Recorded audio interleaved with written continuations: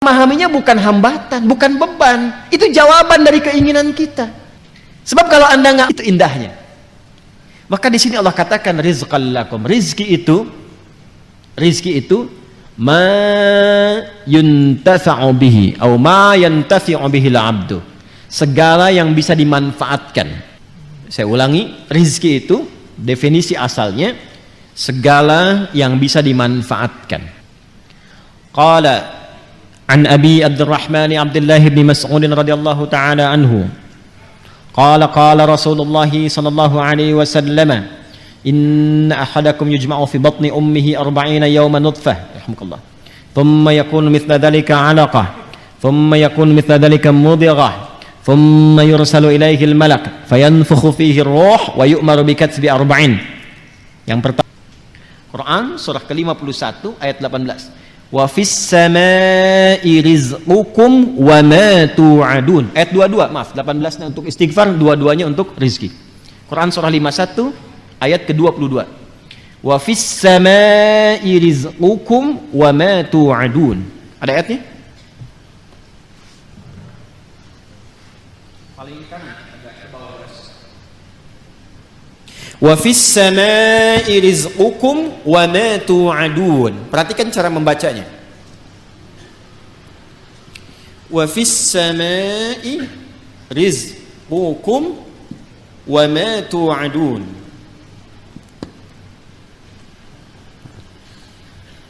Ajal. Fa idza jaa ajaluhum la yastakhiruna sa'at. Paling kanan sebelah bawah. Ayyuhan nasu. Ada? Kulu mimma fil ardi halalan tayyiba. Ba'di yuradu bihil kullu. Paham? Tidak, baik. Itu sama dengan F2 kan? Gaya gerak sama dengan gaya dorong. Apa yang didapatkan itu yang keluar, gitu kan? Dan seterusnya. Nanti banyak kalau fisika bisa kita turunkan lagi. Ada hambatannya, ada macam-macamnya, ada tantangannya. Hukum Pascalnya kan apa? F sama dengan P kan? Gaya berbanding lurus dengan tekanan kan? Iya kan? Jadi kalau Anda bergaya ingin tampil, ingin keluar, akan selalu ada tantangan-tantangan di depan. Dan semakin banyak gaya, semakin banyak tantangan. Ya kan? Semakin banyak gaya, semakin banyak tantangan. Semakin ingin bergaya, semakin banyak tekanan. Kan F berbanding lurus dengan P. Ya, belajar fisika ya? Baik. Nah, itu hukum pertama. Dua, Ustaz, ya Allah, kami beriman. Apa manfaat iman kami untuk rezeki kami? Ini mahal ini informasinya, karena dari Quran langsung.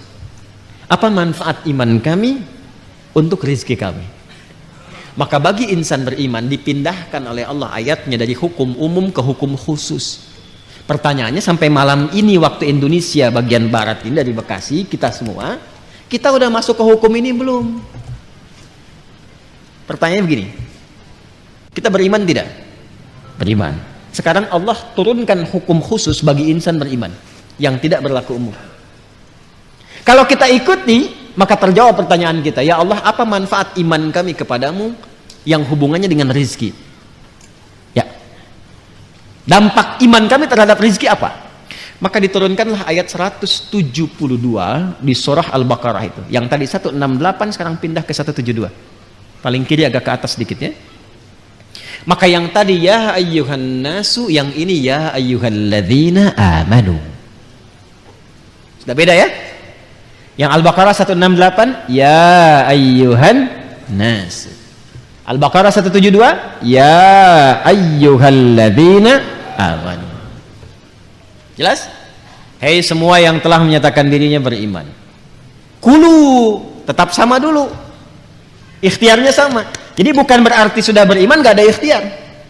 Tetap kamu pun kalau sudah beriman tetap hukum ikhtiar berlaku kata Allah.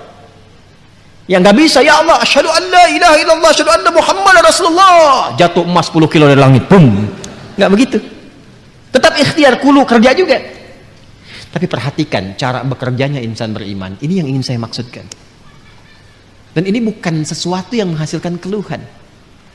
Jadi kalau kita sudah mengerti dan benar-benar beriman, ikuti ayat ini, perhatikan jaminannya. Kulu min thayyibati ma razaqnakum. Fokus ke sini. Al-Baqarah ayat 168, kulu dengan ya ayyuhan nasu kulu mimma fil ard halalan thayyibah, halalan thayyibah. Ya ayyuhan nas. Al-Baqarah 172, ya ayyuhalladzina amanu. Nah, saya highlight ya. Yang ini ya ayyuhan nas, manusia, hukum umum, ini sifatnya universal. Yang ini ya ayyuhalladzina amanu, spesifik untuk insan beriman. Yang ini kulu mimma fil ardi. Yang ini kulu min thayyibati ma razaqnakum. Insyaallah. Fokus baik-baik. Pada hukum umum ya ayyuhan nasu kulu mimma fil ardi, hukum ikhtiarnya dibuat oleh Allah Subhanahu wa taala dengan hukum umum yang rizkinya akan turun berdasarkan dengan kerasnya ikhtiar. Semakin tinggi ilmunya, semakin banyak kerjanya, semakin juga berbanding lurus dengan rizki atau kuantitas rizki yang didapatkan. Jadi kalau kerjanya makin keras, ya kan? Makin kuat, makin disiplin, makin banyak waktunya, maka demikianlah kuantitas rizki makin datang, makin banyak, makin banyak, makin banyak. Bagi insan beriman, Allah rubah hukumnya. Perhatikan, kulu min thayyibati, dihapuskan kalimat mimma fil ardinya. Ini asalnya begini bunyinya, min, ma. Kulu silahkan kerja, aktivitas ikhtiar. Mimma fil ardi, di setiap tempat yang kamu bisa jejak di bumi. Gak ada di sini, pindah sini, pindah sini, pindah sini, mencari. Ya kan? Bagi insan beriman yang benar imannya, oleh Allah dihilangkan kalimat ininya, maksudnya tidak digunakan kalimat ini. Kulu langsung pindah ke sini. Kata thayyib dijamakkan berbentuk thayyibat. Dibuang halalnya, dimunculkan kata thayyibnya dalam bentuk jamak. Kulu min thayyibati ma razaqnakum. Dan yang paling dahsyat, diganti kata mimma fil ardi dengan kalimat ma razaqnakum. Perhatikan cara menerjemahkannya. Kalau kita baca Quran, bacanya begini, ya ayyuhalladzina amanu kulu min thayyibati ma razaqnakum. Tapi kalau kita terjemahkan, cara membacanya begini. Hai semua insan beriman, ma razaqnakum, telah banyak aku siapkan. Dengan keagunganku aku telah siapkan rizki untukmu. Jelas? Paham gak sampai sini? Nah, bagaimana cara mendapatinya? Maka mencarilah, berikhtiarlah untuk mendapatkan aku yang telah siapkan itu, yang telah aku siapkan itu dengan imanmu. Bagaimana ya Allah cara mencari rizki dengan iman? Pertama, Allah buang pada bagian kedua kata halal yang gak disebutkan. Yang ini halalan thayyibah, yang ini dibuang kata halalnya. Tidak ditemukan kata halal. Ya ayyuhalladzina amanu kulu min thayyibati, halalnya kemana? Kenapa dibuang kata halal? Karena bagi insan beriman itu, imannya sudah otomatis membimbing ia pada segala yang halal. Pengertiannya apa? Pengertiannya, setiap insan beriman itu mustahil mencari yang haram. Jadi kalau kita insan beriman selalu terpikir mencari yang halal, itu rizkinya Allah akan dekatkan kepada kita, sehingga tidak lelah mencarinya. Itu maksudnya.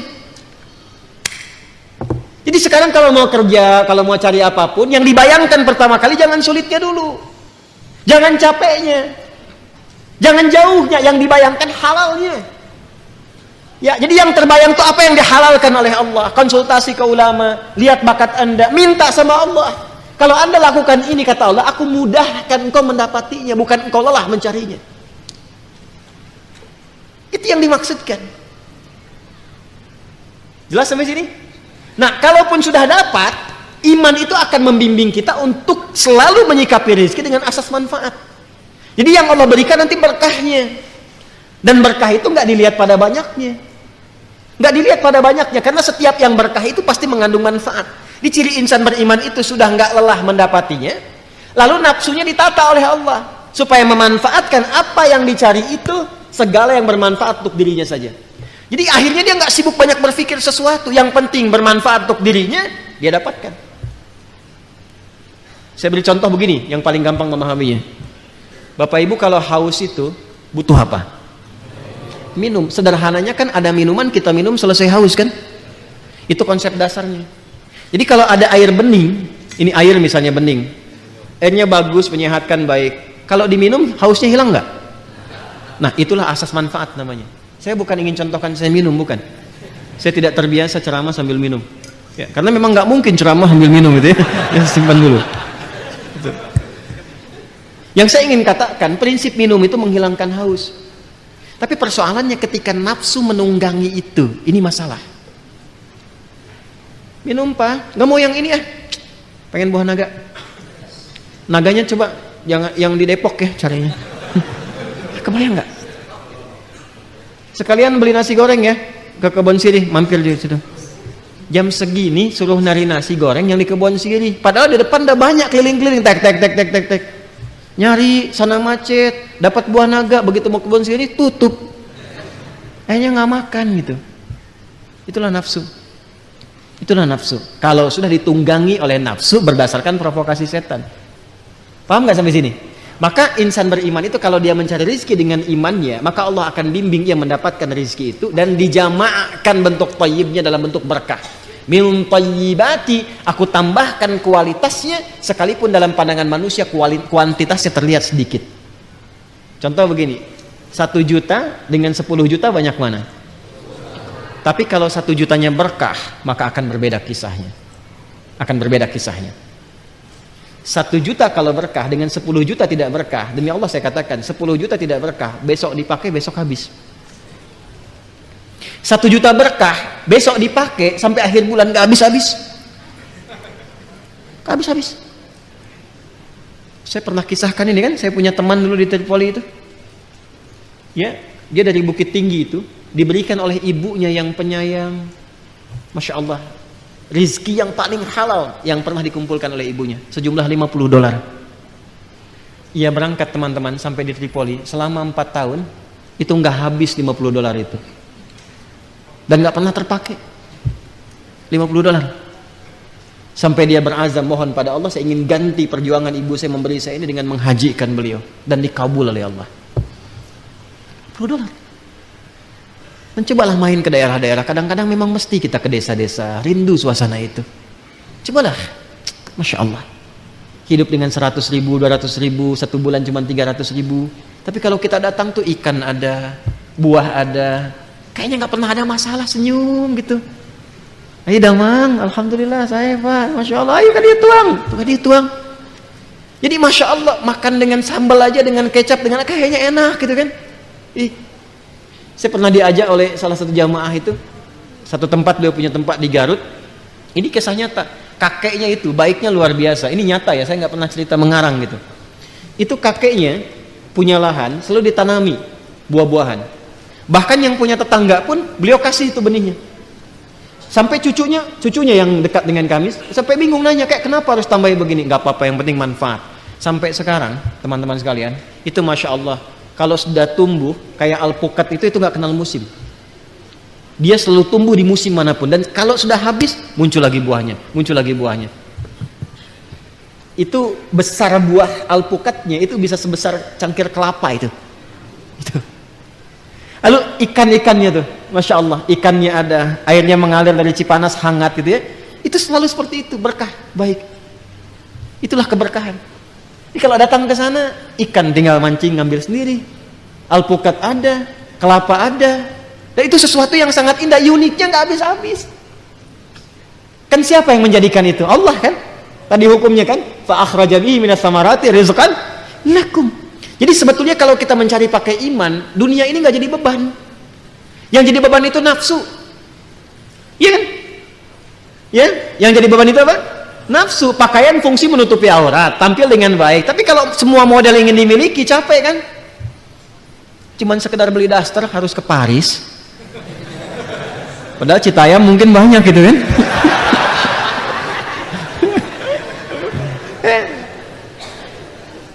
Beli tas, ya, beli sepatu, Cibaduyut banyak gitu. Jauh-jauh ke Amerika, begitu pulang dilihat made in Cibaduyut.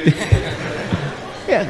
Ya, saya tidak mengatakan harus tidak boleh kesini kesana, bukan. Yang ingin saya katakan adalah kadang-kadang kita harus menempatkan diri, apa yang kita butuhkan itu ini konsumsi. Kalau cuma memenuhi nafsu jadi beban nantinya. Jelas gak? Nah, jadi kalau kita mencari dengan iman, yang pertama dilakukan adalah kita mendekat kepada Allah, lalu Allah akan mendekatkan rizkinya kepada kita sehingga membuat rizki itu mudah didapatkan, bukan kita lelah mencarinya. Jelas? Yang kedua, insan beriman selalu berpikir mencari yang halal dan menjauhi segala yang tidak disukai oleh Allah Subhanahu wa taala. Riba jauhkan, tipu menipu, sogok menyogok jauhkan. Maka ketika itu dijauhkan, keberkahan yang Allah berikan. Baik, saya sempurnakan sedikit ya, sedikit saja. Sekarang kita bertanya, ya Allah, ada shortcutnya enggak? Ya, ada shortcutnya enggak untuk mendapatkan itu? Maka disampaikanlah oleh Al-Quran, diberikan dua jalan yang paling utama. Ini jalan cepat untuk mendapatkan rezeki. Setidaknya ditemukan dua jalan dalam Al-Quran untuk cepat mendapatkan rezeki dari Allah Subhanahu wa ta'ala. Satu, melalui amal saleh. Melalui apa? Amal saleh. Jangan salah ya, amal saleh itu mendatangkan rezeki. Ingat itu, amal saleh mendatangkan apa? Rezeki. Ya. Kumpulan amal saleh itu, kumpulan amal soleh yang pernah saya terangkan disebut takwa namanya jalannya. Jadi kalau Anda bisa menggabungkan iman dengan takwa, itu jalan tercepat untuk mendatangkan rizki, bahkan dari sisi yang tidak kita duga. Jalan cepat mendatangkan rizki, bahkan dari sisi yang tidak kita duga. Lihat ayat tadi, rizki Allah tetapkan di mana tadi? Di langit. Diturunkan kemana? Ketika Anda mampu memadukan iman dan takwa, dibukalah pintu langit dan bumi sekaligus. Kalau tadi kan rezeki di langit kan? Kita hidup di bumi ya, diturunkan dari langit ke bumi kan? Ketika Anda mampu memadukan iman dan takwa, maka dibuka pintu rezeki di langit dan bumi. Itu dalilnya Quran surah ke-7 Al-A'raf ayat 96. Walau anna ahlal qura amanu iman wattaqau takwa. La fatahna 'alaihim barakatim minas sama'i wal ard. Kalaulah ada satu penduduk negeri, nggak tanggung-tanggung kata Allah, bukan satu dua orang, satu penduduk negeri. Kalau mau nanti, kalau bisa begini ya, ta'lim kita ini harus punya database nih. Nanti berangkat bareng-bareng. Siapa yang dari Tangerang, kumpul bareng-bareng, bikin grup, berangkat sama-sama. Nggak apa-apa. Yang dari Citayam, Bojongkoneng, sini datang sini apa? Cari angkot sini kan, ya kan, belajar ngaji bareng-bareng. Nanti Anda praktekkan di tempat itu, kumpul bareng-bareng, praktekkan, tingkatin iman, tingkatin takwa, ke masjid sama-sama, ibadah sama-sama. Apa yang terjadi? Kata Allah, la fatahna 'alaihim barakatim minas sama'i wal ard. Pintu berkah di langit dan di bumi dibuka. Karena itu kalau sudah takwa, kaidahnya sudah lompat, bukan nas lagi, bukan ya ayuhan nas lagi, bukan ya ayuhan ladina amanu lagi. Sekarang kaidahnya khusus untuk insan muttaqin. Karena itu ketika disebutkan takwa, itu datangnya cepat, bahkan dari sisi yang tidak kita duga.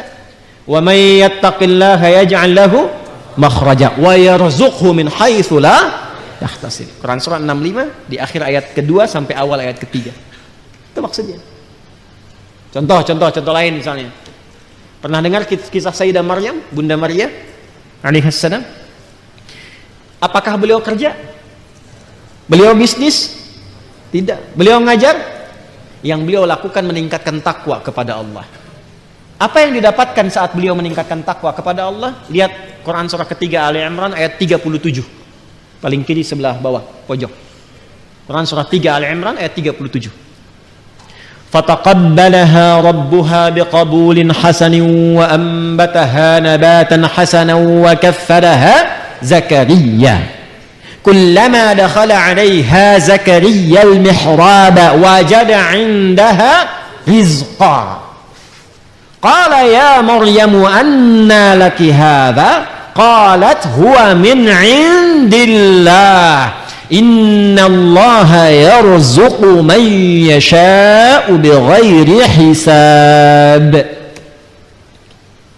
Maka Allah menerima ikhtiar orang tua Maryam itu, yaitu Imran dan Hannah. Nah, ini yang ingin saya sampaikan di puncak kajian kita malam hari ini.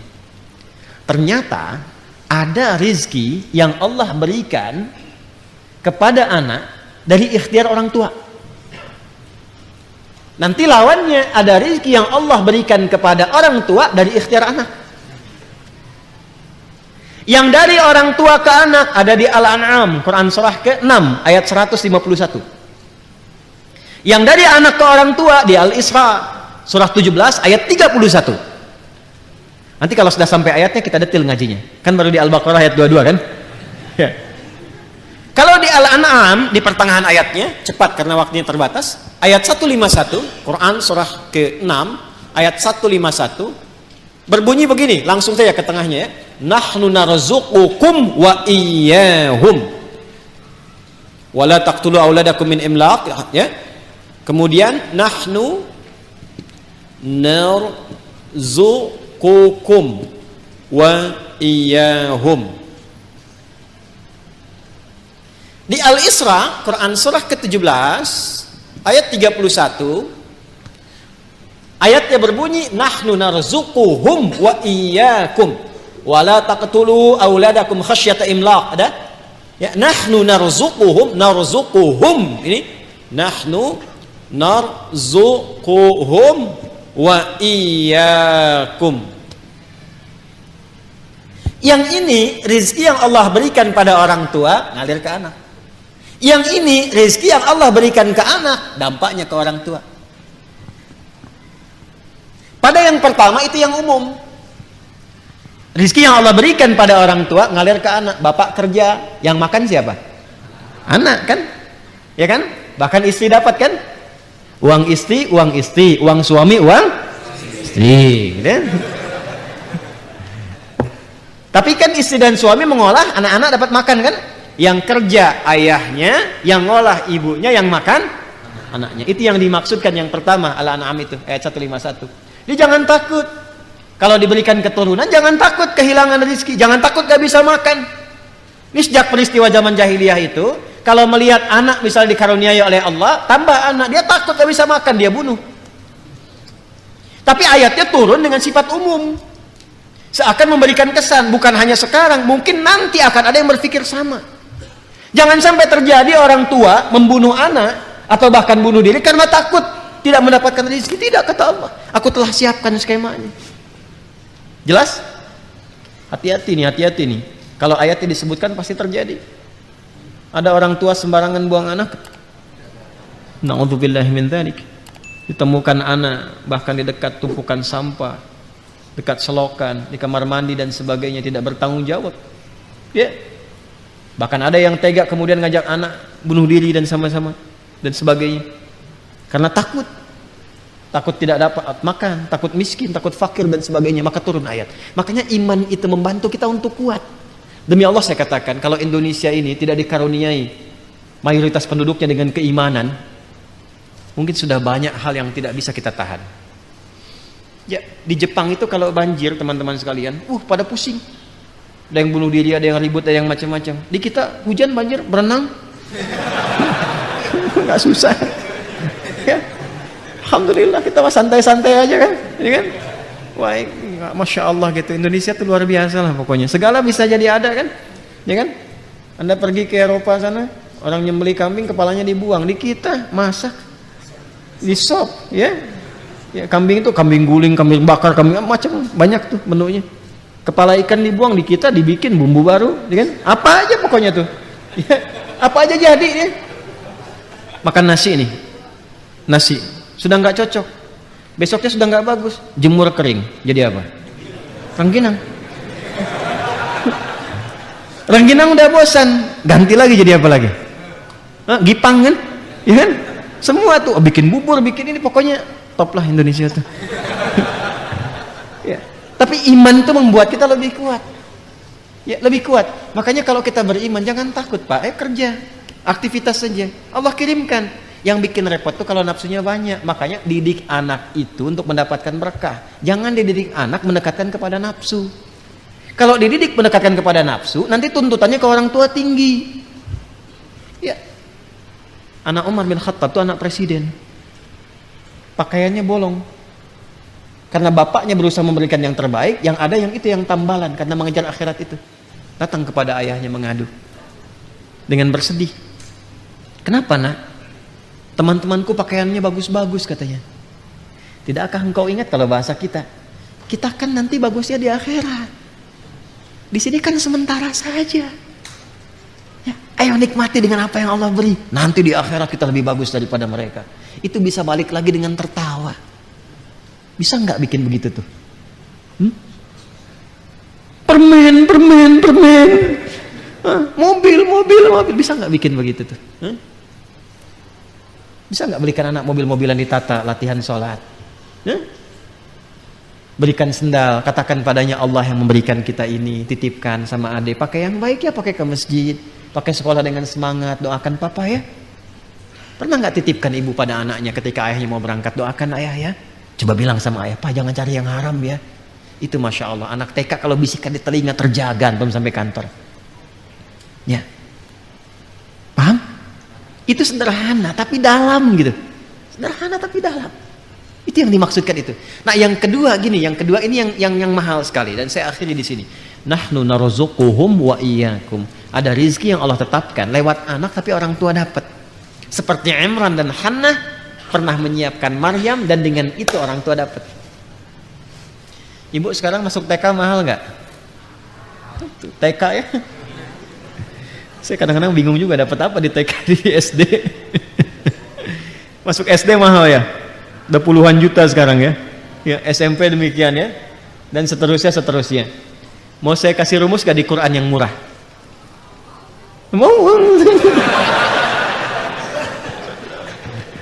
Baik ya.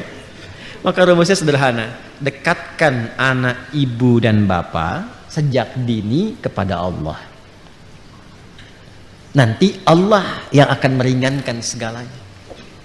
Itu bahasa Quran, bukan bahasa saya. Jadi ketika Imran dan Hannah menyiapkan Maryam dalam kandungan, sudah disiapkan untuk mendekat kepada Allah. Makanya ketika Maryamnya lahir dan persiapan itu sudah sempurna, apa jawaban Allah di Ali Imran ayat 37 tadi? Fataqabbalaha rabbuha biqabulin hasanin. Kalau sampai situ diterima saja, ayatnya belum selesai. Wa ambataha nabatan hasana. Saya terima ikhtiar kedua orang tua itu, kata Allah. Dan karena saya terima, saya akan mudahkan. Selanjutnya Allah yang merawat, Allah yang memberikan segalanya. Walaupun secara ikhtiar Nabi Zakaria ditugaskan oleh orang tuanya. Imran kan meninggal sebelum Maryam lahir kan. Dipilih Zakaria alaihissalam untuk memberikan kebutuhan Maryam, tapi Allah nggak berkehendak. Aku sudah terima, biarkan aku yang memberikan semua kebutuhannya. Maka setiap kali Nabi Zakaria mengantarkan kebutuhan Maryam, pakaiannya, makanannya, apapun itu sudah ada di dalamnya, dalam mihrabnya. Itu setiap kali. Dahsyatnya bukan musim apel, ada apel, gimana tuh? Maka sekali Nabi Zakaria membiarkan, 2 kali, 3 kali ditanya. Beliau tahu, karena kan Nabi ini dari Allah, tahu, tapi ingin menguji di lisan Maryam, keluarkah kalimat itu atau tidak. Maka ditanya, ya Maryamu anna laki hadza. Maryam dari mana semua ini? Nah ini yang mahal. Qalat huwa min indillah. Ini semua dari Allah. Jadi kalau anak-anak itu dari kecil sudah ditautkan dengan Allah, maka semua kalimat yang keluar di lisannya Allah. Nah kalau bisa firman Allah itu hadirkan dalam jiwanya. Kalau sudah firman Allah hadir di jiwanya sejak dia kecil, itu dijaga oleh Allah itu. Dan ketika dijaga, meringankan beban yang bapak ibu anggap sebagai beban untuk memberikan rezeki. Nggak percaya silahkan, firman Allah hadirkan. Jadikan dia penghafal Quran dari sejak kecil. Tiba-tiba apa? Mau masuk sekolah ada beasiswa untuk menghafal Quran. Padahal sudah Allah siapkan. Jalurnya Allah siapkan. Tiba-tiba apa? Ada kiriman makanan. Tiba-tiba apa? Ada undangan ini, undangan itu dan sebagainya. Itu cuma wasilah saja. Pada akhirnya itulah perhatian Allah kepada hasil ikhtiar bapak dan ibu. Kok bisa anak yang hafal Quran yang umroh bapak ibunya ikut? Padahal dari dulu nabung nggak jadi-jadi tuh. Hah? Maka cari wasilah takwa, titipkan itu lewat anak, maka lihat apa yang terjadi setelahnya. Itu akan ringan.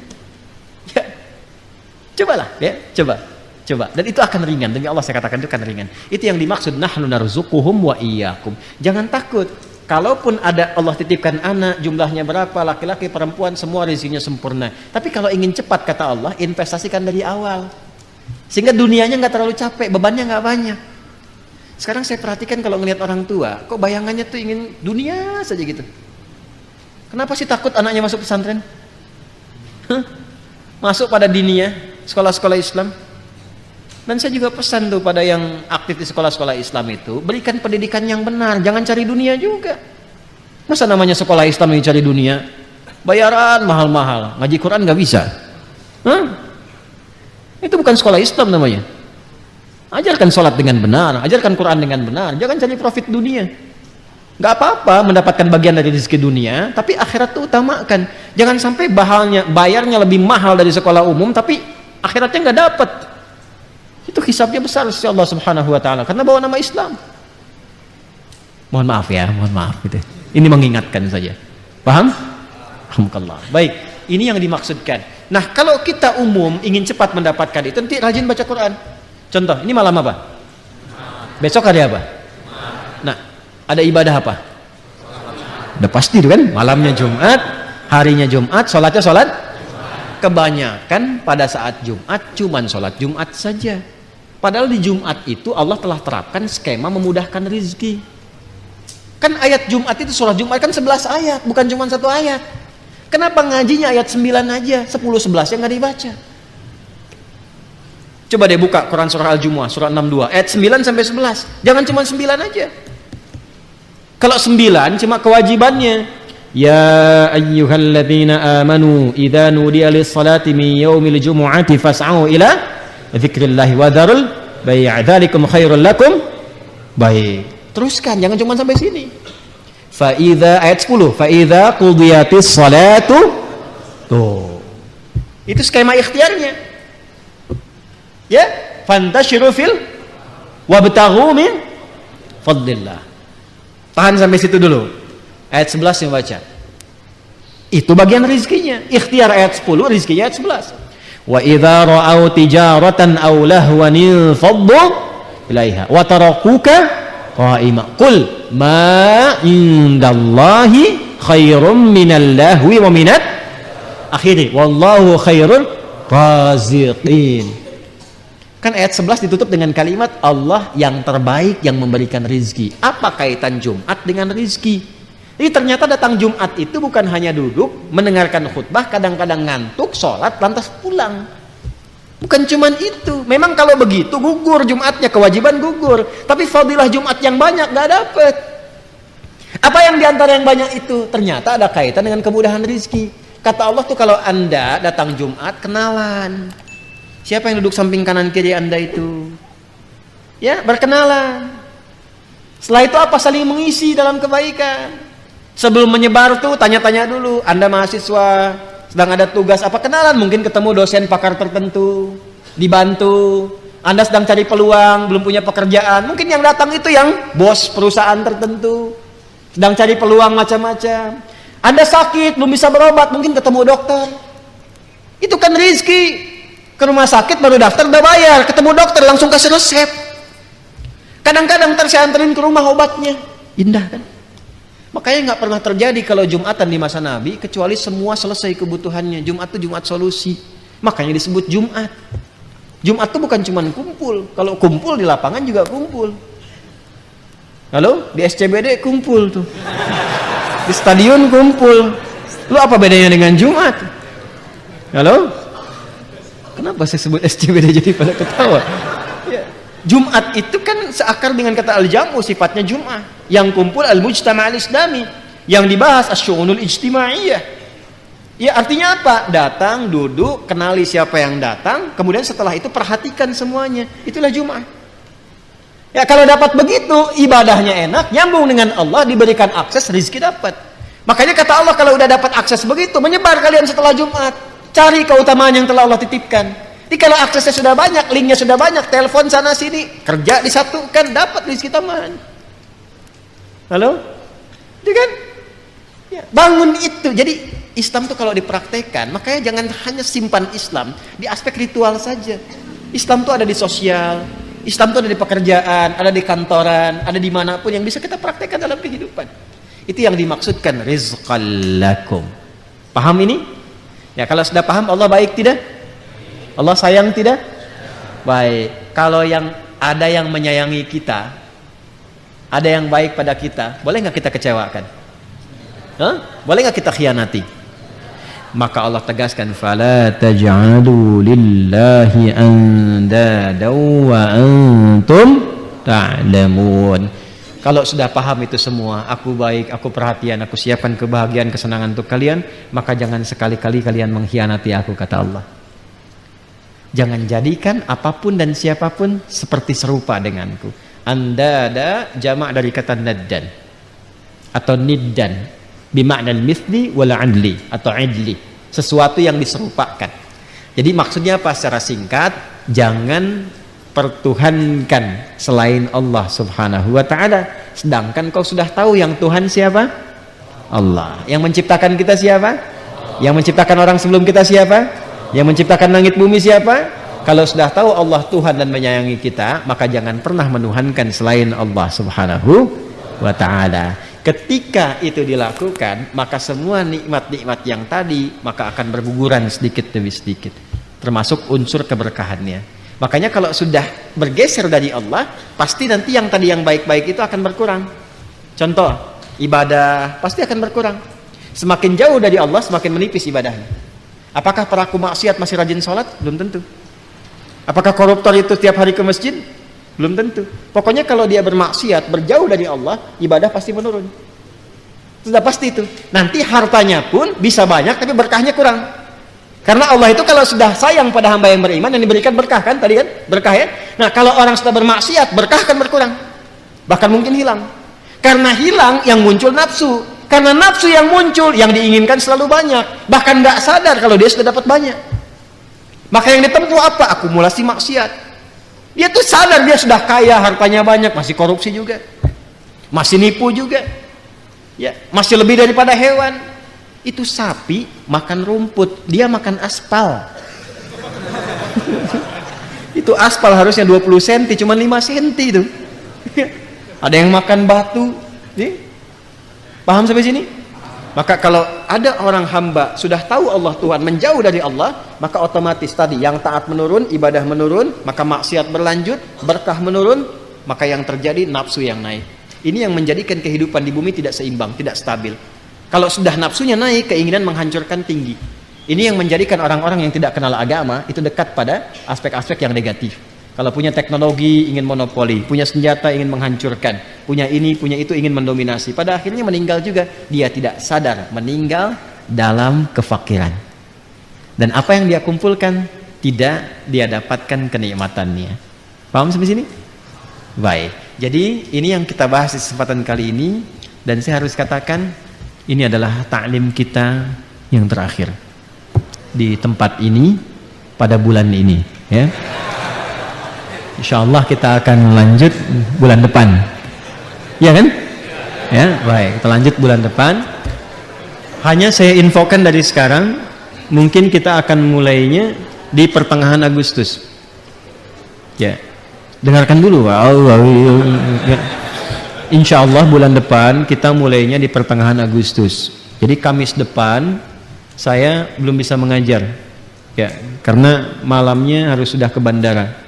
Mohon doa, kami akan menunaikan umrah dan baru kembali tanggal 13, tanggal 14. Jadi yang Kamis tanggal 4 ya kan, Kamis tanggal 4 ya, Agustus ya, itu saya tidak mengajar. Jadi kita untuk talim dengan saya tidak mengajar dulu dari sini. Kalau ingin ke sini nggak apa-apa, cuman saya nggak ada gitu. Nggak apa-apa mau sholat di sini ya, nggak apa-apa. Hanya insya Allah nanti kalau saya ada waktu mungkin saya akan sambungkan ta'lim lewat dari Madinah atau dari Makkah Al-Mukarramah, sehingga ada beberapa informasi yang bisa saya sampaikan dari sana. Tapi kalau malam Jumatnya nggak mungkin karena masih di pesawat, ya nggak bisa saya ta'lim dari situ ya. Itu yang pertama. Yang kedua, Bapak Ibu sekalian, ketika saya pulang nanti insya Allah dari umrah, kalau Allah kehendaki baik semuanya, maka hukum berlaku. Hukum pertama yang boleh ada di dalam masjid adalah yang sudah mulai menghafal ayat yang akan dibahas. Saya akan tempatkan petugas di setiap pintu masjid. Tugasnya adalah Al-Baqarah ayat 23. Satu ayat saja. Itu ayat. Kalau Anda protes saya tambah. Al-Baqarah ayat berapa? 23. Ingat ya, panitia ya. Ya, panitia juga sama tuh ya nanti. Saya tempatkan di sana, belakang sana ya. Satu ayat saja. Dan waktunya panjang, 1 bulan saya berikan. Ya. Sekarang kan masih Juli kan, ketemu lagi Agustus ya. Ya, 1 bulan ya. Baik. Al-Baqarah ayat berapa? Boleh berada di dalam, tapi hafal Al-Baqarah ayat 23. Silahkan datang lebih awal supaya ditesnya bisa lebih cepat ya.